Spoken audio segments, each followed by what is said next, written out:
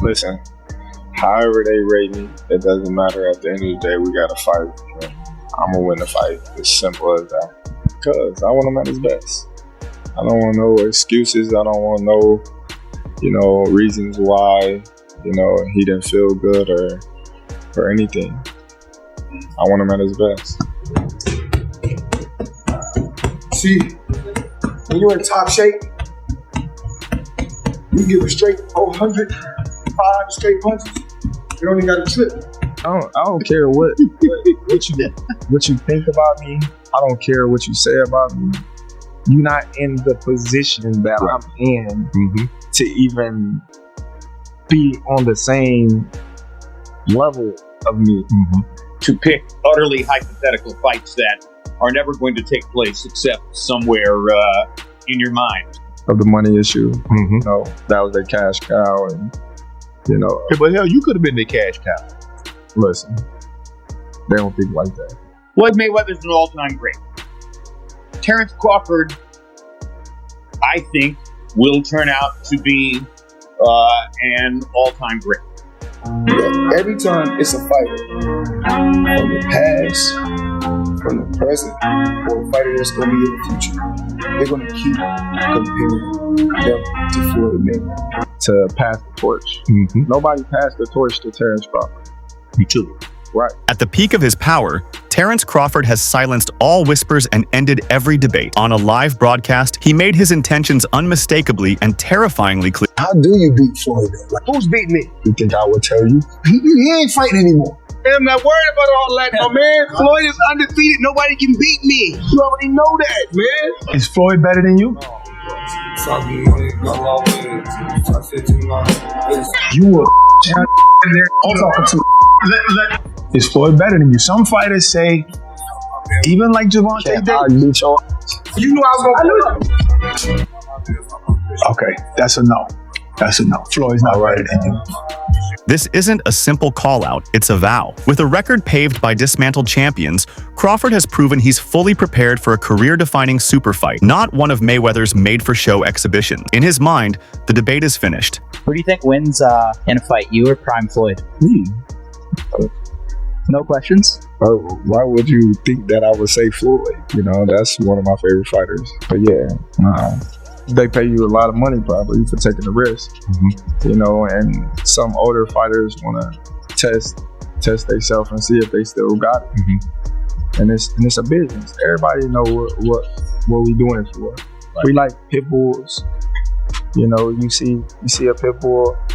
They got their ring. They got their judge. And, they got the crowd around them to send them out there to kill each other. That's the same way with us. This has become a battle for ultimate respect, and Crawford is prepared to seize the crown by force. When you look at my career, I paved my own way. I didn't piggyback off of any fighter.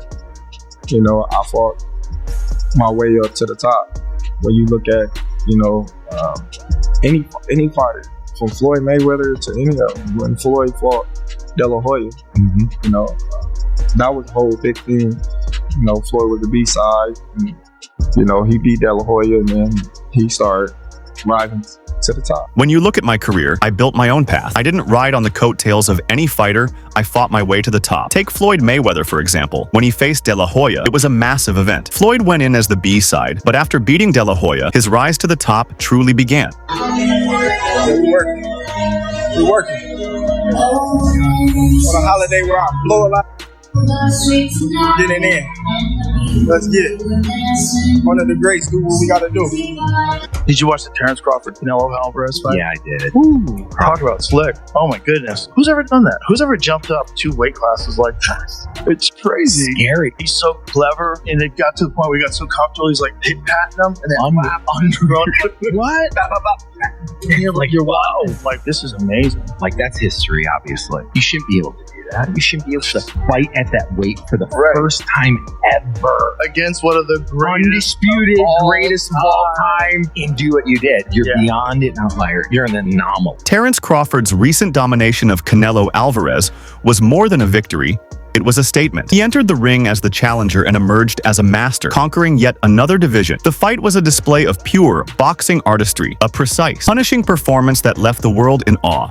Because I think Floyd at his best was a better defensive fighter than Crawford. Crawford's a better offensive fighter, but in those kind of matchups, I think defense usually beats the offense. At one particular time, I did talk about, I did say Terence Crawford. Okay. Yeah, but what are we rating these fighters on? What are we rating these fighters on?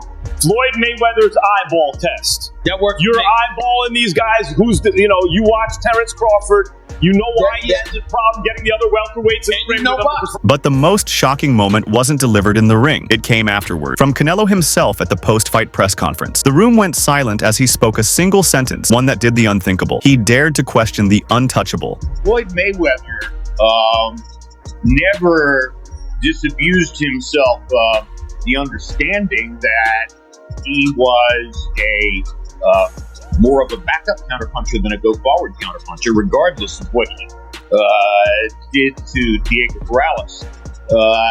And that's a different kind of approach and effect than what Crawford achieved the other night. So that instantly, the debate ignited. Fans, analysts, and fighters flooded social media, turning it into a war zone of opinions. Was Crawford's relentless, switch-hitting brilliance truly greater than Mayweather's defensive mastery? Let's put on the show. One thing about me, I've heard it all.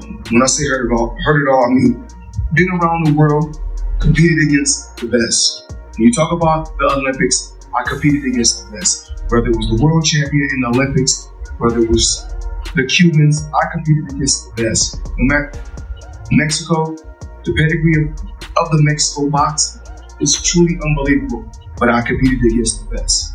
My Uncle Roger Mayweather, you talk about Julio Cesar Chavez, he's an unbelievable fighter. My Uncle Roger fought him twice. He came up short, but he fought him twice. And it's always about competing and going up against the best. So Saturday, it is what it is. I'm Floyd Mayweather. I've already faced it. This public declaration inevitably reached the man synonymous with perfection, but his first response came with an almost unsettling calm. It's good for boxing. It was exciting. The best man won. When asked about the Crawford-Canelo fight, Floyd Mayweather brushed it off with a dismissive It's good for boxing. It was exciting. The best man won. He dodged questions about whether Canelo, at 35, was past his prime, casually replying, "Oh, I don't know. Boxing puts a lot of wear and tear on the body." It was classic Mayweather shaping the narrative by acting as though he stood above it all. "Oh, I don't know. You know, boxing is a lot of wear and tear on the body." He went on to say that Terence Crawford had already proven his greatness by decisively defeating elite opponents like Errol Spence and Canelo, showcasing both his courage and his world-class skill. Here's why I say that. Bud is extremely skilled, right? Yet not as skilled as Floyd Mayweather. Floyd Mayweather made people look foolish, right? And so if I had to say who's the greatest I've seen, and Bud said it right, the best of an era and the best of an era, it's Floyd. But when I watched Bud against Canelo, there was this extreme skill on display, and there was a level of crazy that's different.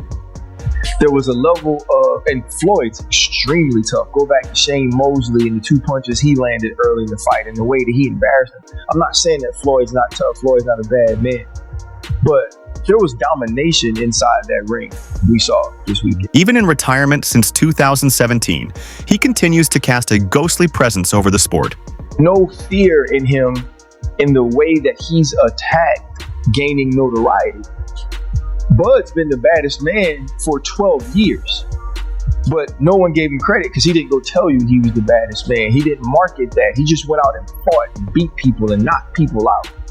So he had to move up and take the bigger fights and the better fights. And he was Errol Spence. We realized just how great he was. Canelo cemented him on what is the two-headed monster that marks the greatest of the 2000s.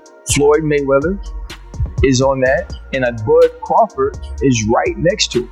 I don't think we have to pick on who's better. I think they both dominated their eras. His name never leaves the headlines.